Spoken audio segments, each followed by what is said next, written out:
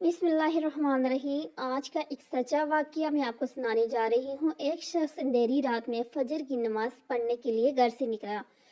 اندھیرے کی وجہ سے اسے ٹھوکر لگ گئی اور وہ منہ کے بل کچرے میں گر گیا۔ کچرے سے اٹھ کر وہ گھر واپس آیا اور لباس تبدیل کر کے دوبارہ مسجد کی طرف چل دیا۔ ابھی چند قدم ہی چلا تھا کہ دوبارہ اسے ٹھوکر لگی اور وہ دوبارہ کچرے میں گر گیا۔ کچرے سے اٹھ کر وہ پھر دوبارہ اپنے گھر گیا، لباس بدلا اور مسجد جانے کے لیے دوبارہ گھر سے نکلا۔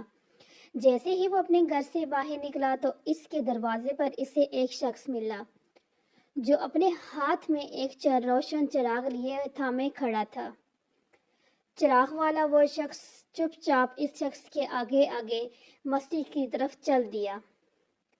اس مرتبہ چراغ کی روشنی میں نمازی کو مسجد پہنچنے میں کسی قسم کی دشواری کا سامنا نہیں کرنا پڑا۔ وہ حیرت سے مسجد پہنچا تھا۔ مسجد کے دروازے پر پہنچ کر چراغ والا شخص رک گیا۔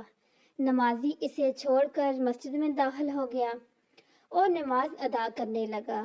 نماز سے فارغ ہو کر وہ مسجد سے باہر آیا تو وہ چراغ والا شخص اسی کے انتظار کر رہا تھا تاکہ اس نمازی کو چراغ کی روشنی میں گھر چھوڑ آئے۔ جب نمازی گھر پہنچ گیا تو نمازی نے اجنبی شخص سے پوچھا، آپ کون ہیں؟ اجنبی بولا، سچ بتاؤں تو میں ابلیس ہوں۔ نمازی کی تو حیرت کی انتہا نہ رہی جب ابلیس نے کہا کہ میں ابلیس ہوں۔ اس اجنبی کی یہ بات سن کر نمازی سوچنے لگا، ابلیس شیطان کیسے مجھے مسجد تک چھوڑ سکتا ہے؟ اس کا کام تو لوگوں کو بہکانا ہے۔ تو اس شخص نے بڑی حیرت کے ساتھ ابلیس سے پوچھا، تجھے تو میری نماز لے جانے پر خوش ہونا چاہیے تھا، مگر تو چراغ کی روشنی میں مجھے مسجد تک چھوڑنے آیا۔ ابلیس نے جواب دیا کہ جب تمہیں پہلی ٹھوکر لگی اور تم لباس تبدیل کر کے مسجد کی طرف پلٹے تو اللہ نے تیرے سارے گناہ معاف کر دیے۔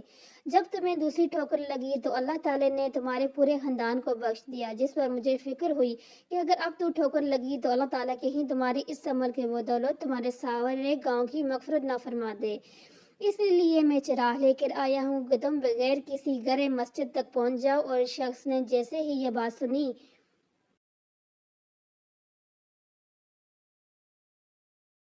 تو اس نے اللہ تعالیٰ کی بارگاہ میں اپنا سر جھکا کر اللہ کا شکر ادا کیا۔ تو دوستو، یہ ہے ہمارے رب کی شان۔ سبحان اللہ، سبحان اللہ۔ ویڈیو اگر اچھی لگی ہے چینل کو سبسکرائب کریں اور ویڈیو کو شیئر کریں اپنے مسلمان بہن بھائیوں سے۔